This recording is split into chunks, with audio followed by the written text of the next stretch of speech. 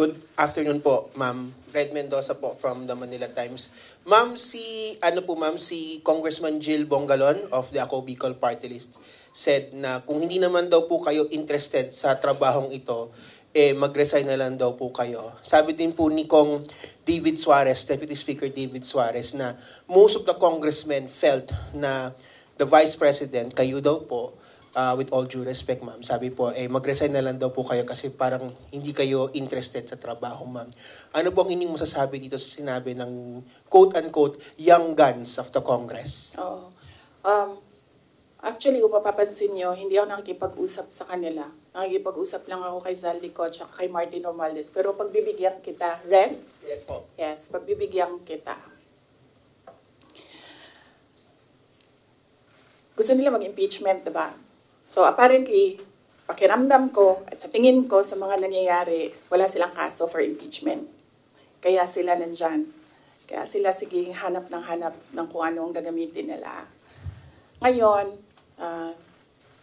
ang track ni Franz Castro, ni Trillanes, is impeachment.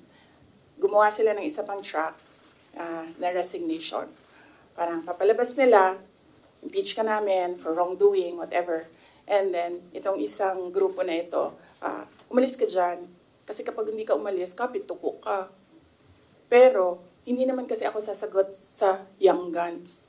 Dahil, kailangan ko sumagot sa 32 million na bumoto sa akin. Hindi sa isa or dalawa na tao. Kaya, hindi ako aalis dito. Dahil nilagay ako ng mga tao dito, believing that I will work for the country. And that is what we did. We worked. Follow-up lang po, ma'am. Kasi pakiramdam daw po nila, ma'am, meron daw pong mga section ng 32 million ang nawalan na po ng tiwala sa inyo. And specifically po, from the Marcos loyalists who voted you po with the tandem of your ex-friend, President Bongbong Marcos.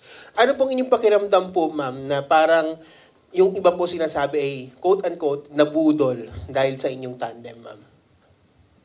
Hindi ko nasasagutin yan. That needs a sit down. Wow. Next.